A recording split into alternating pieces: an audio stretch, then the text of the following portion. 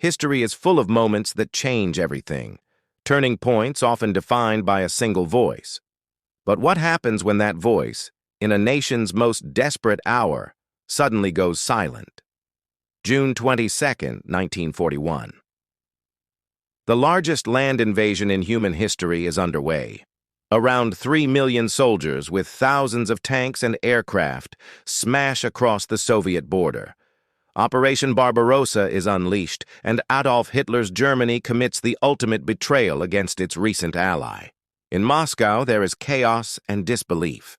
While Foreign Minister Vyacheslav Molotov announces the invasion to the public, the nation waits for the one man who holds absolute power.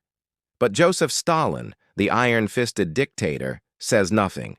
For 11 days, as the Red Army is shattered and the German military advances hundreds of kilometers into Soviet territory, the people are left without a word from their supreme leader. Panic begins to take hold. Questions echo across the vast nation. Where is Stalin? Has he abandoned us? Then, on July 3rd, the silence breaks. A voice crackles over every radio in the Soviet Union. It isn't the booming, confident demagogue many expected. It is something more shocking, more personal, and far more powerful. It's a voice that would rally a nation for the most brutal war in human history. This is the story of that address. While audio recordings of the speech exist, their quality has degraded over time. Using cutting-edge AI, we are aiming to reconstruct the broadcast, not just the words, but the atmosphere, to understand how it felt to hear that voice break the terrifying silence and call an entire people to a struggle for their very survival. In his nation's darkest hour, he disappeared. For 11 days after Hitler's invasion, Stalin was publicly silent. The Soviet Union, terrified and facing collapse, was desperate for leadership. Then a voice came over the radio, a voice nobody expected. Using AI, we are reconstructing the famous broadcast that called a nation to total war. To understand the shock that silenced Stalin and terrified a nation, we have to go back less than 2 years. In August 1939, the world watched as two sworn enemies, Nazi Germany and the Soviet Union, signed a non-aggression pact. The Molotov-Ribbentrop Pact was a stunning act of political cynicism. Publicly, it was about peace.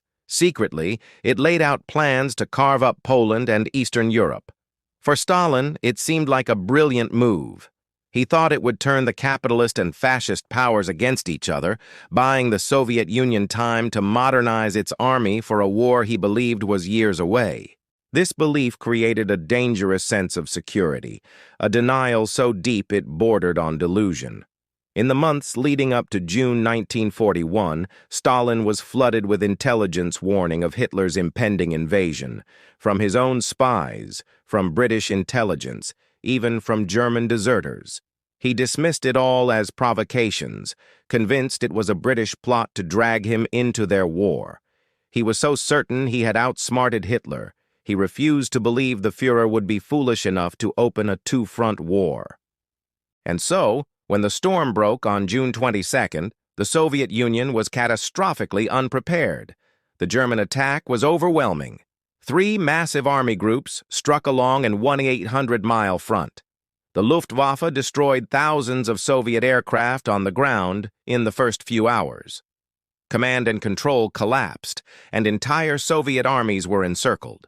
Within a week, the Germans had taken Minsk.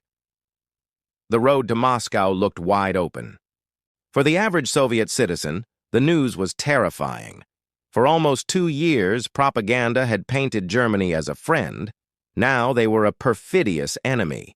And the man who was supposed to have all the answers, whose portrait hung everywhere, was missing from the public stage. It wasn't Stalin, but his foreign minister, Vyacheslav Molotov, who first announced the invasion on June 22nd. His speech was factual, but it lacked the authority the nation desperately needed. In the Kremlin, a crisis of leadership was unfolding. Stalin, the man who built his image on being a flawless genius, had been proven catastrophically wrong. The betrayal by a man he thought he understood sent him into a state of collapse. According to accounts from his inner circle, like Nikita Khrushchev, Stalin retreated to his dacha. When Politburo members visited, they reportedly found a broken man. "Lenin founded our state," he allegedly muttered, "and now we've fucked it up." While historians debate the specifics of this account, it's clear the dictator was paralyzed by the shock, leaving the country he ruled teetering on the brink of destruction. What could possibly pull a nation back from such a precipice? In this case, it was a voice. The text of Stalin's July 3rd speech has been preserved and studied for decades. We know the words, but text alone can't convey the full weight of a historical moment. And while original audio recordings of the broadcast do exist, they are crackling, degraded artifacts of a bygone era. This is where technology can offer a new perspective. What if we could hear that broadcast today, not as a faint echo, but with the intended gravity of its delivery? Using sophisticated AI voice synthesis, we can perform a kind of historical reconstruction.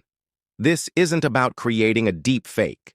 It's about taking all available data, the surviving recordings of Stalin's other speeches, analysis of his distinct Georgian accent, and his known speech patterns, and using it to render the verified text of the July 3rd address. The goal is to recreate how it would have sounded to a family huddled around a radio in Moscow or a soldier at the front. By stripping away the decades of dust and static, we can revive not just the words, but the atmosphere of that critical moment. It lets us get as close as we can to understanding what it felt like to hear this voice break 11 days of terrifying silence. Imagine the scene. It's July 3rd, 1941. For 11 days, the air has been thick with rumor and fear. Then, announcers on all-union radio declare that Comrade Stalin himself will address the nation. The silence is finally broken, not by a thundering orator, but by a voice that was grave, methodical, and stripped of its usual ideological arrogance. The first words alone were a profound shock. For years, Stalin was a distant, godlike figure who addressed his subjects as comrades. He began this speech differently. "Comrades, citizens, brothers and sisters, men of our army and navy, my words are addressed to you, dear friends." The impact of this opening was immense. Brothers and sisters was the language of the Orthodox Church, an institution the Bolsheviks had spent decades trying to crush. "My friends" was a deeply personal, almost vulnerable appeal. In one sentence, Stalin shed the cold persona of the party secretary and became a father figure speaking to his family in a time of crisis. It was a calculated choice to frame the war not as a fight for communism, but as a personal struggle for the homeland. Having made that connection, Stalin acknowledged the terrible truth. The perfidious military attack on our fatherland, begun on June 22nd by Hitler Germany, is continuing. In spite of the heroic resistance of the Red Army, the enemy continues to push forward. A grave danger hangs over our country. He didn't hide the losses. He listed captured territories, validating his listeners' worst fears. This was a radical departure from Soviet propaganda. He then asked the question on everyone's mind: are the Germans invincible? Is it really true that German fascist troops are invincible, as is ceaselessly trumpeted by the boastful fascist propagandists?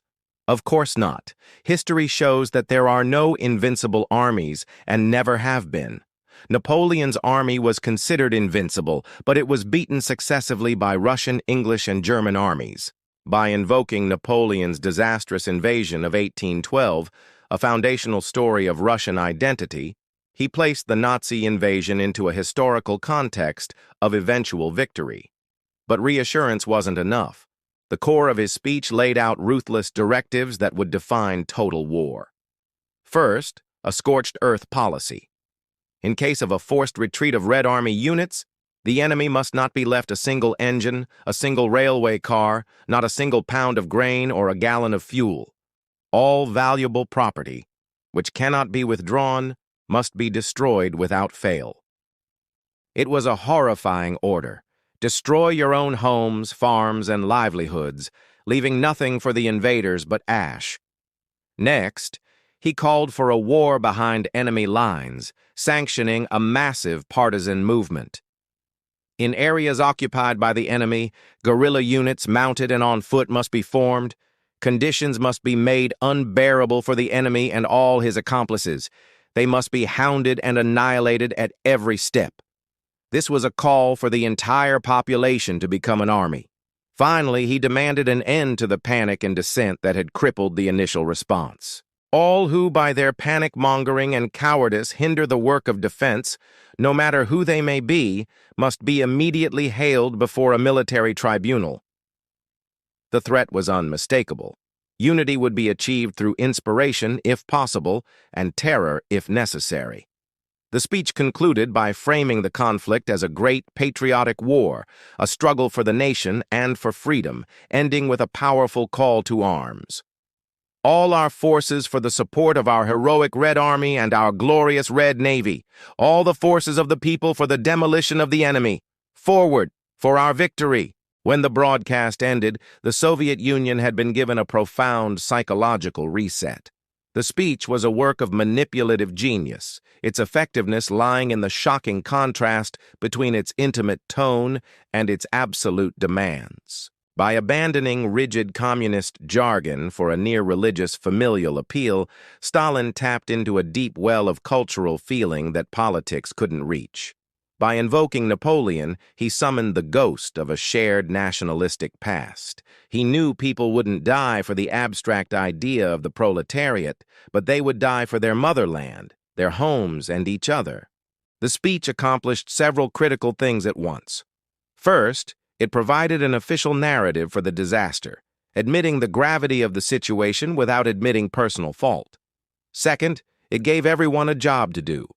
Whether you were a factory worker or a farmer, you now had a direct order. The call for partisan warfare gave a sense of agency back to a population that felt powerless. Most importantly, the speech defined the very nature of the war. It was now a patriotic war, a holy struggle for national survival. This reframing was essential. It transformed the fight from a defense of Stalin's regime into a defense of Russia itself, providing the moral foundation for the incredible sacrifice that would follow. The speech didn't halt the German war machine overnight, but it gave the Soviet people the psychological armor they needed to endure. It was the moment Joseph Stalin, the dictator, became the nation's wartime leader. The July 3rd address was the voice that steadied a nation on the verge of collapse. It set the terms for a struggle of unprecedented brutality and laid the ideological groundwork for the defense of Moscow and the turning point at Stalingrad. Just a few months later, in November 1941, with German troops at the gates of Moscow, Stalin would give another iconic speech from Lenin's mausoleum, addressing soldiers marching directly to the front lines. That speech was pure iron defiance, but it stood on the emotional foundation laid in July. This reconstruction reminds us that history is not just a collection of facts. It's the story of human emotion, of fear and courage, and of how a single voice at the right moment can change the world. The words Stalin spoke were a blueprint for survival that would cost millions of lives, but ultimately lead to victory. What other pivotal historical speeches do you think deserve to be heard again with this kind of clarity? Let us know in the comments below. Your suggestions help us decide which pieces of history to bring back to life next.